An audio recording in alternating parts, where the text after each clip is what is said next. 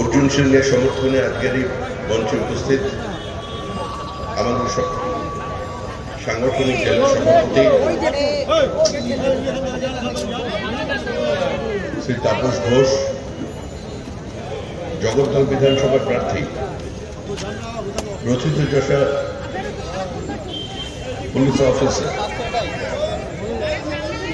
Doctor Rajesh Kumar, Shri Sandeep Banerjee, Sharmishtha, এখানে উপস্থিত আমার সমস্ত সহকর্মী বন্ধুগণ, সুধী নাগরিকবৃন্দ, নির্বাচক মন্ডলী, মা, কোনো অনুনয় বিনয় নয়, কোনো কাতর আবেদন নয়। আমরা আপনাদের কাছে এসেছি সরাসরি ভোট চাইতে। ভোট চাইছি একটা নির্দিষ্ট রাজনৈতিক অধিকার থেকে, যে অধিকার পশ্চিমবঙ্গের মানুষ 2011 সালে আমাদের দিয়েছে। ঠিক 11 সালে নোয়াপাড়ার মাটিতে দাঁড়িয়ে এভাবেই আমরা বলেছিলাম যে আমরা সরকার গঠন করতে চাই, আমরা তৃণমূল নামক অভিশাপ থেকে পশ্চিমবঙ্গবাসীকে মুক্তি দিতে চাই। কিন্তু মানুষ আমাদের বিরোধী দলের আসনে বসিয়ে দিয়েছে। আর তার সঙ্গে আর একটি ঐতিহাসিক ঘটনা ঘটেছিল। শতাব্দী প্রাচীন পার্টি কংগ্রেস এবং সিপিআইএমকে বিধানসভায় শূন্য করে দিয়েছে। পশ্চিমবঙ্গের মানুষ জানতেন দীঘা গোয়া হবে না, কলকাতা লন্ডন হবে না, দার্জিলিং সুইজারল্যান্ড হবে না, প্রত্যেকটি মহকুমায় একটা করে সুপার স্পেশালিটি হসপিটাল তৈরি করে দেওয়া যাবে না, শিক্ষার মানকে সংঘর্ষমুক্ত করা যাবে না। মানুষ জানতেন পশ্চিমবঙ্গের রাজনৈতিক সামাজিক সংস্কৃতির আমূল পরিবর্তন করা যাবে না। কিন্তু তাও 2011 পশ্চিমবঙ্গের মানুষ মমতা বন্দ্যোপাধ্যায়কে ভোট দিয়েছিলেন। ইস্যু ছিল একটাই, রেস্টোরেশন অফ ডেমোক্রেসি, গণতন্ত্রের পুনঃপ্রতিষ্ঠা। আমি আমার মতো করে কথা বলব, আমি আমার মতো করে আমার দলের প্রতীক নিয়ে নির্বাচনে প্রতিদ্বন্দ্বিতা করব। আমি মানুষের সামনে দাঁড়িয়ে পশ্চিমবঙ্গের সরকারের নীতি সিদ্ধান্তের সমালোচনা করব।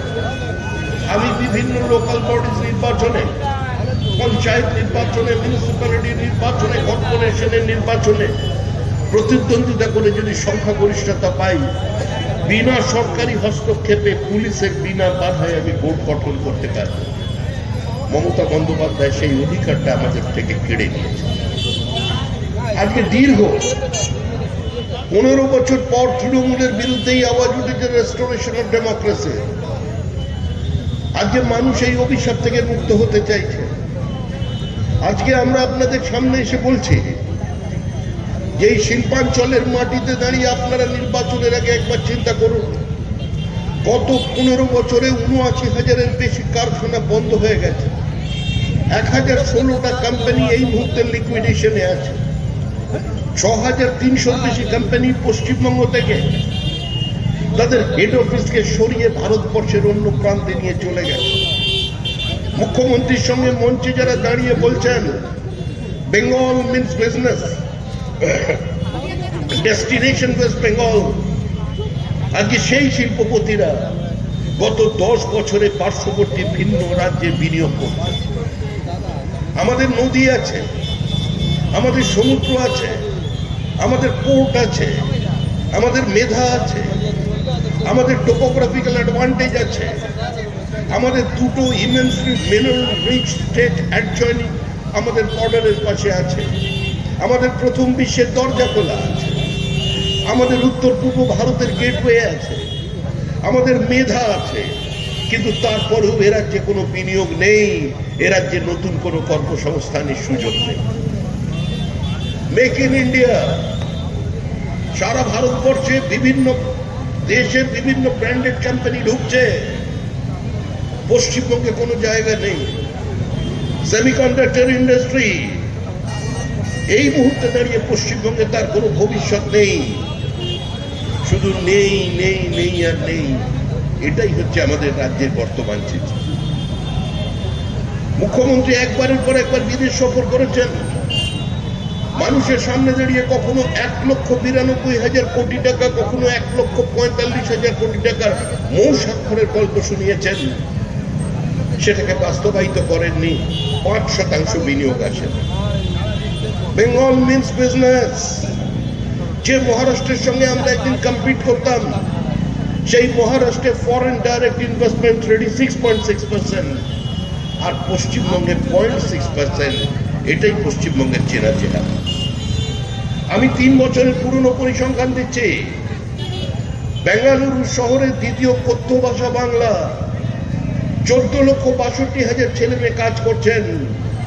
এই আপনাদের বা পরিবারের ছেলে মেয়ে, কারণ পশ্চিমবঙ্গে প্রকৃত কর্মসংস্থানের বা সামান্য ন্যূনতম বেতনটা পাওয়ার অধিকার তাদের নেই।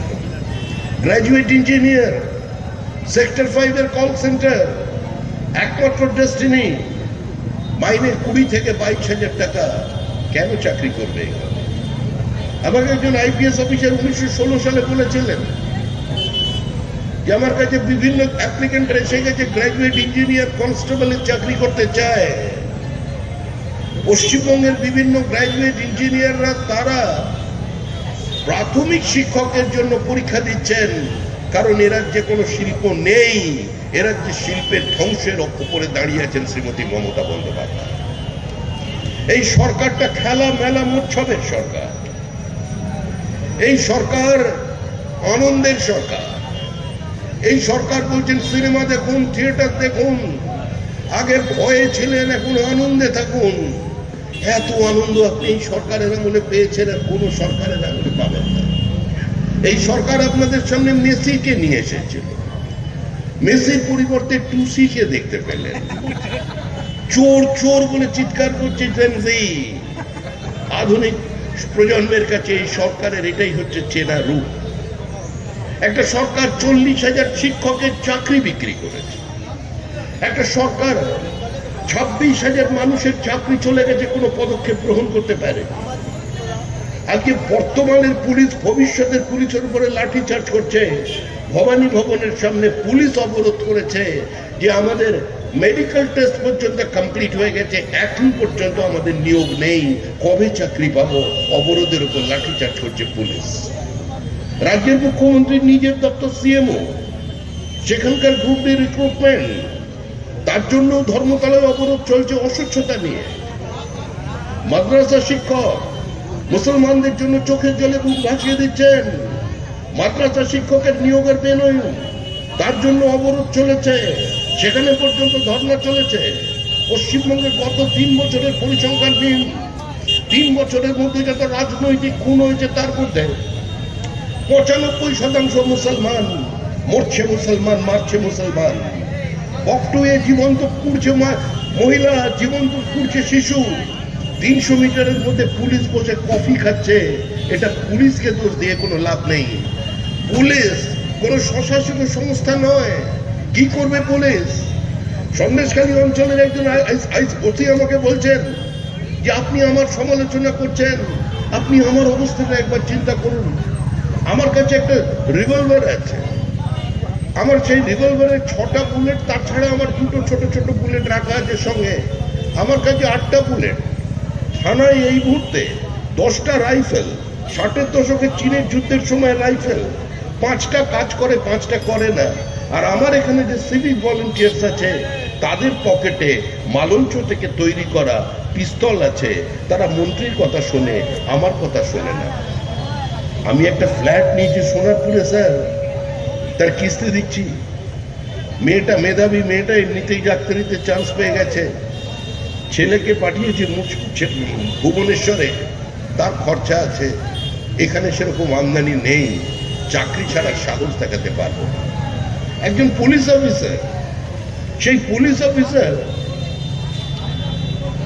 তিনি বিরোধিতা করার কারণে তার মা স্ত্রীকে পর্যন্ত তৃণমূল কংগ্রেস ধরে আনলো গালিগালাজ।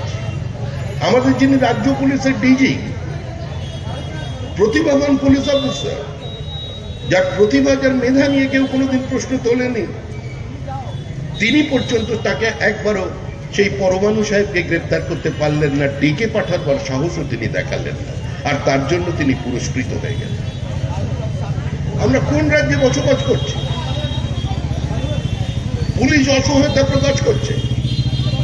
আমি বসিরহাটের বিধায়ক ছিলাম, আমাকে ওখানকার যোগাযোগ আছে। এখন একজন ফোন করেছেন, একজন স্কুলের হেডমিস্ট্রেস ফোন করে বলছেন যে আমার বাড়িতে কয়েকজন মহিলা পুলিশ এসেছে।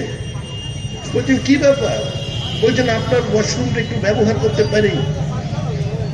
এক উত্তরাধিকারী ডিউটি করতে এসেছি, 63 জন পুলিশ মহিলা আমাদের এসেছেন, একটা ওয়াশরুম আমাদের কোনো জায়গায় কোনো ব্যবস্থা নেই। অমানবিক পরিস্থিতি, করুণ অবস্থার মধ্যে পুলিশ, করুণ অবস্থার মধ্যে সরকারি কর্মচারী। 4টে মামলায় হেরে যাবার পরেও, সুপ্রিম কোর্টের নির্দেশের পরেও এ রাজ্যে সেই অর্ডারকে কমপ্লাই করা হয়নি। এ রাজ্যে যারা দুয়ারে সরকারকে নিয়ে গেছে, তাদের দুয়ারে রেশন পৌঁছানোর ব্যবস্থা বর্তমানে সরকার করে।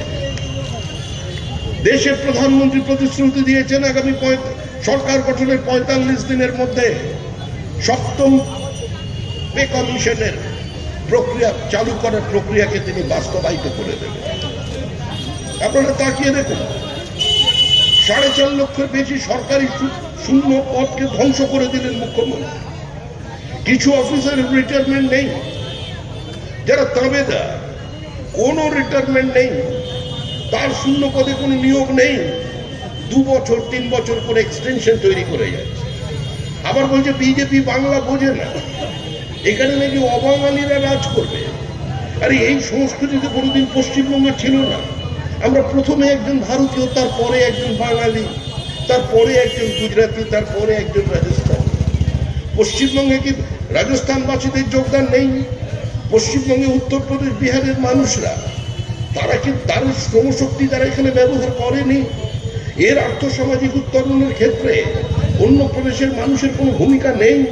আজকে আমাদের দেশের মাইগ্রেন্ট লেবারদের যদি ভিন রাজ্য বলে দেয় যে এ রাজ্যে তোমাদের কোনো জায়গা নেই, কারণ তোমরা বলছো আমরা বাঙালি বিরোধী, বাঙালিকে মারতে চাই, বাংলা ভাষায় কথা বলে আক্রমণ করতে চাই, তাই কাল থেকে তোমার কোনো কাজ নাই, তুমি বাড়ি ফিরে যাও।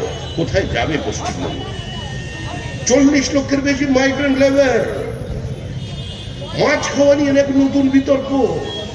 হঠাৎ মুখ্যমন্ত্রী মাছের প্রতি ভালোবাসা কেন হলো বুঝতে পারছেন না। আসলে তৃণমূল ডুবছে, তৃণমূল ডুবছে। এখন ভাবছে ডোবা অবস্থায় যদি মাছের লেজ ধরে বেঁচে থাকা যায়, সেজন্য এখন মাছ নিয়ে টানাটানি করছে তৃণমূল কংগ্রেস। একটা অদ্ভুত রাজনৈতিক দল, যেটা রাজনৈতিক দল কিনা এ নিয়ে রাষ্ট্রবিজ্ঞানে ছাত্ররা গবেষণা করবে আগামী 2 বছরের মধ্যে দিয়ে, যে তৃণমূল কংগ্রেসকে কোনো রাজনৈতিক দল বলা যায় কিনা, সেটাই সবচেয়ে বড় বিতর্ক হবে পশ্চিমবঙ্গের মাটিতে। আজকে এই যে এতদিন প্রচার চললো, তার ফলাফল কি? 73টা ট্রেন আসছে, স্পেশাল ট্রেন, পরিযায়ী শ্রমিকদের ট্রেন আসছে কলকাতায়, হাওড়ায় ঢুকবে, বর্ধমানে ঢুকবে, শিয়ালদায় ঢুকবে, শিলিগুড়িতে ঢুকবে। ভালোবেসে আসছেন মুখ্যমন্ত্রীকে, আরো কাছে এসে অনুরাগের ছোঁয়া দিয়ে ভোটার লিস্টে চলে যাবে। এক অদ্ভুত নির্বাচন চলছে পশ্চিমবঙ্গে। 12টি রাজ্যে এসআইআর, কোথাও কোনো হাঙ্গামা নেই, আগুন নেই, বিএলও অফিসার ভাঙচুর নেই, পুলিশের জিপের কাঁচ ভাঙা নেই, পুলিশের গাড়ির চাকার হাওয়া খুলে দেওয়া নেই, বিএলওর স্বামীর উপরে গুলি চালানো নেই, ফর্ম 7 ছিনতাই নেই, বিধায়কের কাছ থেকে ফর্ম বাজেয়াপ্ত করবার মতো পুলিশের বেআইনি কাজ করা নেই। কালো কোট পরে জুডিশিয়ারির উপরে রাজনৈতিক ক্ষমতাকে চাপিয়ে দেবার কোনো প্রচেষ্টা নেই। কারণ আমরা এগিয়ে বাংলা, এই ভোটার লিস্ট কোথাও খুঁজে পাবে না গো তুমি। অপূর্ব ভোটার লিস্ট। দাদু খায় নাতি খায়, দাদুর বয়স 42, নাতির বয়স 22। কি কম্পিটেন্ট দাদু, 22 বছরের নাতি তৈরি করে দিয়েছে। আরে মহাভারতে তো একজন ধৃতরাষ্ট্রের খোঁজ ছিল। আমি 7 দিন আগে পর্যন্ত জানতাম এখানে 7 জন ধৃতরাষ্ট্র। আমারই এক সহকর্মী সংশোধন করে দিয়ে বললেন, দাদা 7 জন নয়, ওটা 11। মানে 11 জন 100 সন্তানের পিতা। মানে প্রোডাকশনের হিসাবটা দেখুন, 2 মাস অন্তর, 3 মাস অন্তর নামিয়ে চলেছেন। অপূর্ব খবর। নতুন সামাজিক সমীকরণে পরিবর্তন, ভাই বোনের বিয়ে, স্বামী স্ত্রীর দুজনেরই বাবার নাম এক, অর্থাৎ নতুন বিন্যাস তৈরি করেছে তৃণমূল কংগ্রেস। তৃণমূল কংগ্রেস পারে না এমন কোনো কাজ নেই, আরো এগিয়ে গেছে। ছেলে আর বাবার বয়সের পার্থক্য 10 বছরের বাবা, মানে 9 বছর বয়স থেকেই, মানে কি দুরন্ত ছেলে।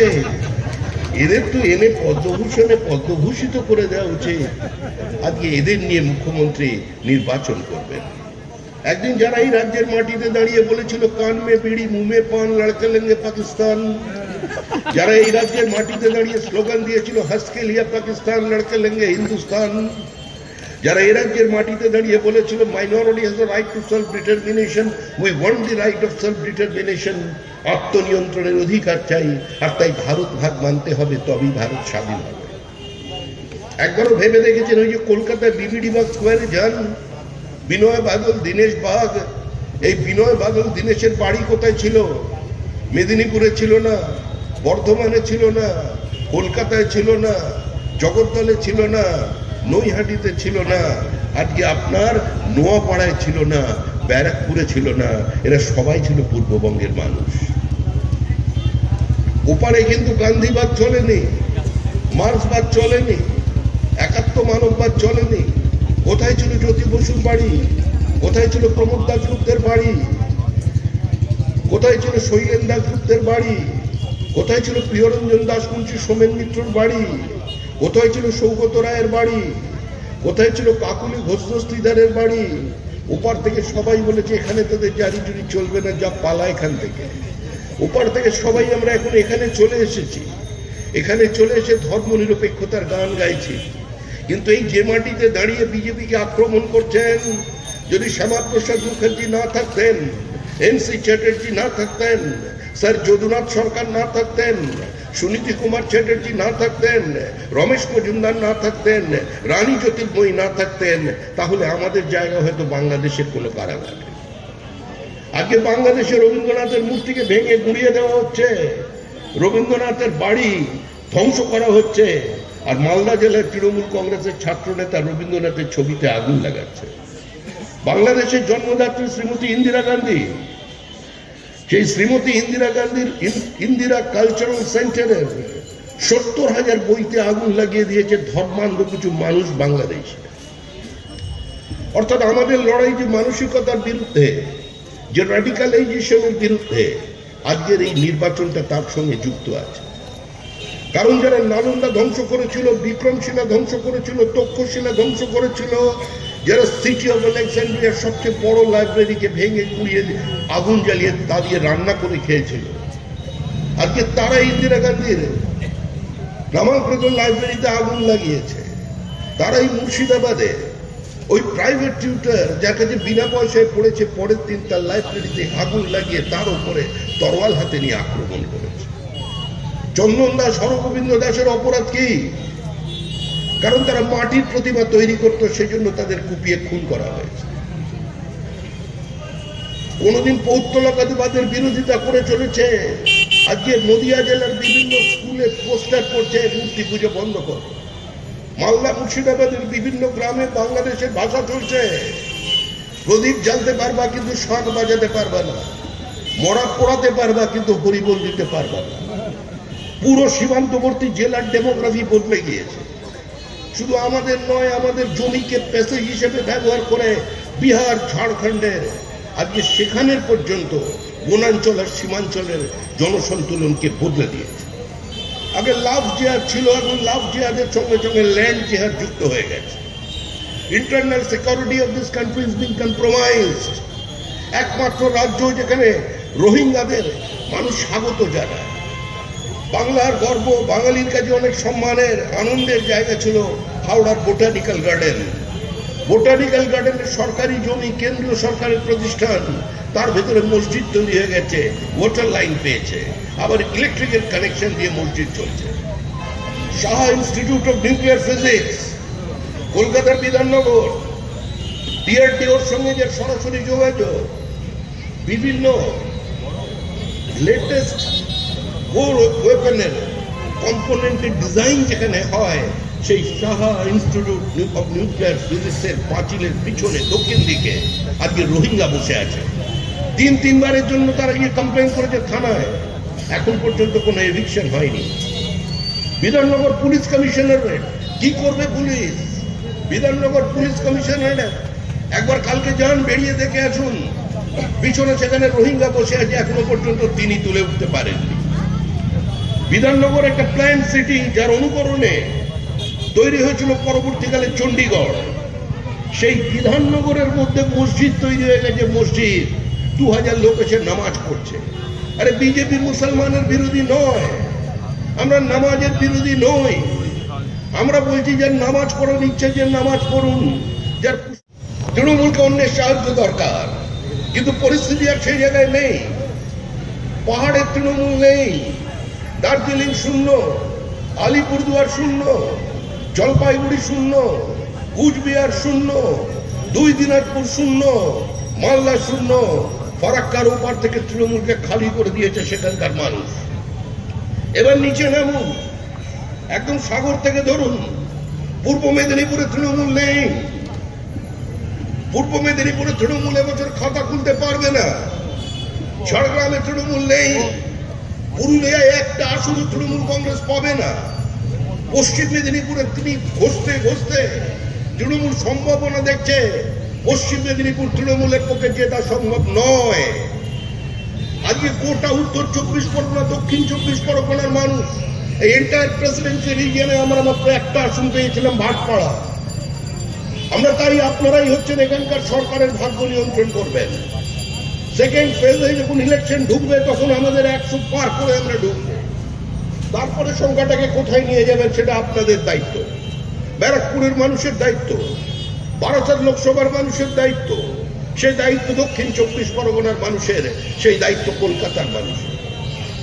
একটা লুম্পেন প্রলেতারিয়েতের আফসার হয়েছে গোটা সমাজে, একটা লুম্পেন ক্যাপিটাল জেনারেট করে গেছে। এখানে কোনো শিক্ষা নেই, গোটা সমাজকে একটা খোলা বাজার বানিয়ে দিয়েছে তৃণমূল কংগ্রেস। আজকে এর থেকে আপনার পরবর্তী প্রজন্মকে বাঁচাতে হবে। কারাপশন তৃণমূল কংগ্রেসের সিনোনিমাস, একে অন্যের থেকে পৃথক করা যাবে না। তৃণমূলের রাজনীতি হুমকির রাজনীতি। মুখ্যমন্ত্রী বলছেন আমি রয়্যাল বেঙ্গল টাইগার, আমাকে ছেলেও ধরতে পারেন, মেয়েও ধরতে পারেন, আমি গুন্ডা কন্ট্রোল করি, আমি জানি কোথা থেকে কি হচ্ছে। কিন্তু তারপরেই আবার বলে দিচ্ছেন যদি তৃণমূল থাকে আপনাদের সঙ্গে আমাদের দেখা হবে। তার কারণ মুখ্যমন্ত্রী কোনো প্যারাট্রুপার পলিটিশিয়ান নন। মুখ্যমন্ত্রী মাটি চেনেন, মাটির গন্ধ জানেন।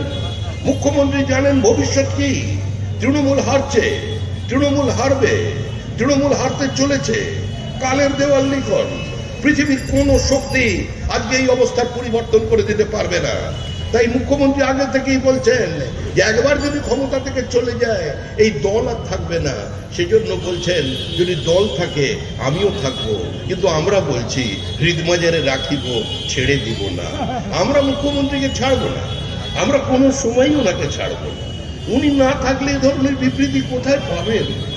ওনার মতো প্রতিভা, যিনি রবীন্দ্রনাথের শূন্যস্থান পূরণ করে দিয়েছেন। রবীন্দ্রনাথ আমাদের গীতাঞ্জলি দিয়েছেন, মুখ্যমন্ত্রী কথাঞ্জলি দিয়েছেন। রবীন্দ্রনাথ গীত বিতান দিয়েছেন, মুখ্যমন্ত্রী কবিতা বিতান দিয়েছেন। রবীন্দ্রনাথের পরিবার বিশ্বভারতী দিয়েছে, আমাদের মুখ্যমন্ত্রী আমাদের বিশ্ব বাংলা উপহার দিয়েছেন। আমাদের মুখ্যমন্ত্রী গীতিকার, আমাদের মুখ্যমন্ত্রী সুরকার, আমাদের মুখ্যমন্ত্রী বিকেলে ভোরের ফুল ফোটাতে পারেন, আমাদের মুখ্যমন্ত্রী কবি, আমাদের মুখ্যমন্ত্রী প্রাবন্ধিক, আমাদের মুখ্যমন্ত্রী এপাং ওপাং ছপাং করে অনেককে ডুবিয়ে দিয়ে চলে গেছে। আমাদের মুখ্যমন্ত্রী ছেড়ে দেবেন না, আমরাও তাকে ছেড়ে দিতে চাই না। লোকসভা নির্বাচন এলেই উনি বলেন পরবর্তী প্রধানমন্ত্রী মমতা ব্যানার্জি।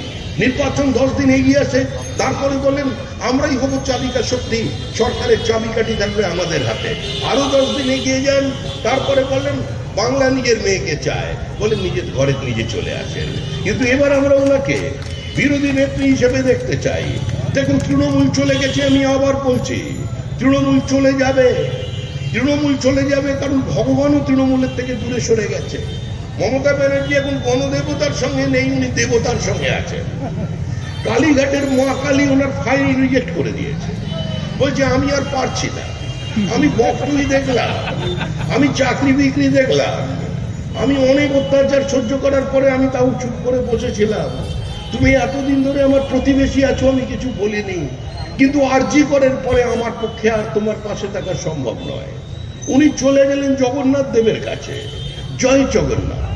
ওখানে মনে কিছু গন্ডগোল হয়েছিল, ঢুকতে পারেননি। ফিরে এসে উনি বললেন যে আমি এখানে জগন্নাথ দেবের মন্দির তৈরি করব, বিরাট ঘোষণা। হঠাৎ জগন্নাথ দেব থেকে এলেন? আরে বাঙালি তো পুরী যায়, সপ্তাহে সপ্তাহে যায়, নিয়ম করে যায়, সবচেয়ে বেশি দর্শনার্থী তো বাঙালি। সেজন্য উনি বাঙালির কষ্ট সহ্য করতে না পেরে জগন্নাথ দেবের কাছে চলে গেলেন।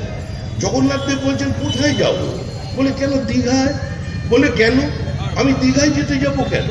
বলছে রাত্রিবেলা তোমার প্রচন্ড কষ্ট, পুরীর সমুদ্রে আওয়াজ, দীঘা শান্ত সমুদ্র, তুমি ওখানে থাকবে, তুমি ঘুমোবে, আমি তোমার কষ্ট দেখতে পাচ্ছি না। জগন্নাথ দেব বলছেন কোনো ধাম ছেড়ে যাওয়া সম্ভব নয়, আমি কোন নরাধমে যাব? বলছেন যাওয়ার কোনো প্রয়োজন নেই, বুঝতে পারছো না আমার অবস্থাটা? চিন্তা করো। আমার ক্যাডাররা বুঝে গেছে, আমার সোনার টুকরো ভাইয়েরা বুঝে গেছে যে আমি যাচ্ছি, সরকার যাচ্ছে, যার যা আছে হাটের তলায় ছিল এখন মাটির তলায় ঢুকিয়ে দিয়েছে, কেউ আর বার করছে না।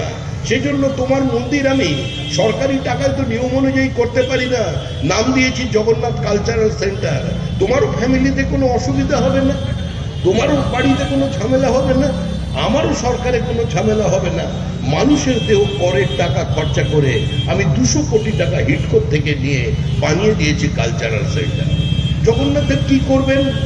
ভক্তের অনুরোধে সাড়া দিয়ে তিনি পৌঁছে গেলেন।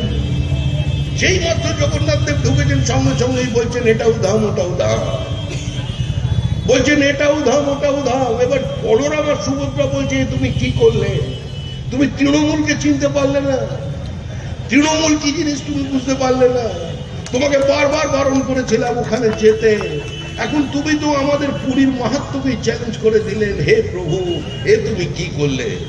জগন্নাথ দেব বলছেন এটা দেবতাদের মধ্যে লবিং আছে আমি জানি, দেবতারা একে অন্যের সঙ্গে গন্ডগোল করে জানি, নারদ গন্ডগোল লাগিয়েছে আমরা চিরকাল শুনে এসছি, কিন্তু মানুষ যে দেবতাকে টুপি পরাতে পারে এ আমি কোনোদিন বুঝতে পারি।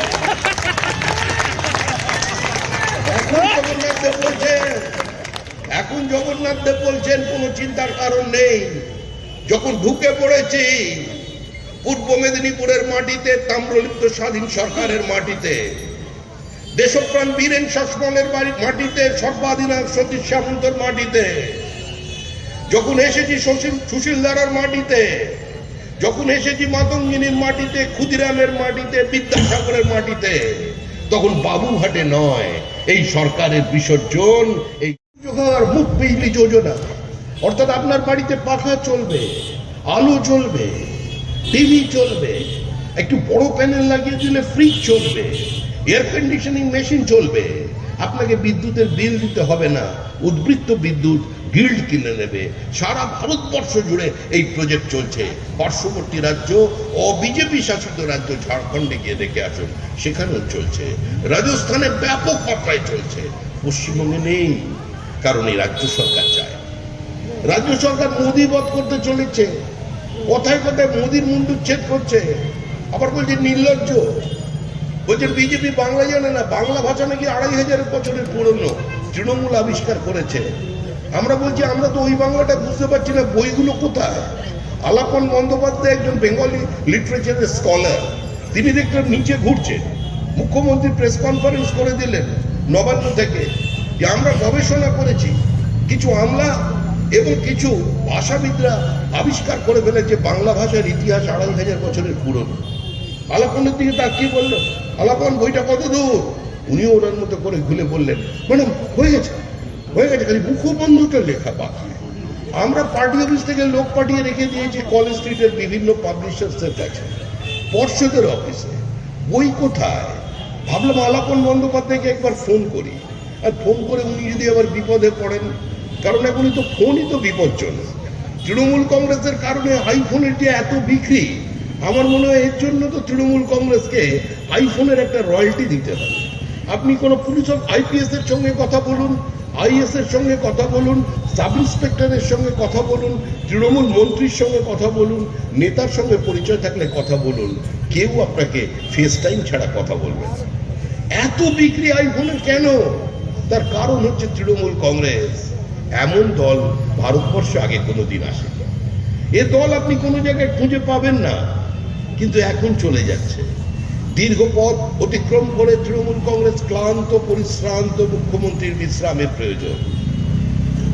এবার ছুটি নিতে হবে, কারণ দেবাদিদেব মহাদেবী হোক আর এদিকে কালীঘাটের কালী কিংবা জগন্নাথ দেবী হোক, গণতন্ত্র শেষ কথা বলে মানুষ, গণদেবতা।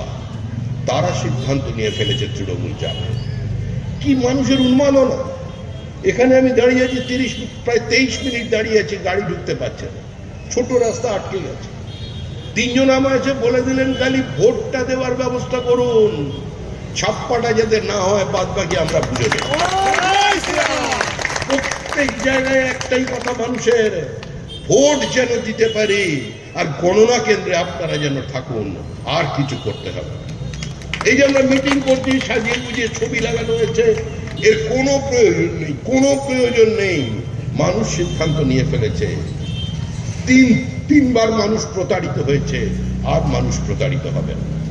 গঙ্গোত্রী থেকে গঙ্গাসাগর পর্যন্ত বিজেপির সরকার। আমি আবেদন করছি সমস্ত বামপন্থী নেতা কর্মীদের কাছে যে পিছনের দরজা দিয়ে তৃণমূল কংগ্রেসকে ক্ষমতায় আনবার চেষ্টা করবেন না। আমি আবেদন করছি এখানকার অবিসম্বাদিত নেতা মাস্টার মশাই তড়িৎ তোপদারের কাছে, যে জীবন সায়ান্নে এসে আপনি আপনার ভক্তদের মাধ্যমে চতুর্থবারের জন্য এই অঞ্চলে তৃণমূলকে প্রতিষ্ঠা করবেন, দয়া করে এটা করবেন না।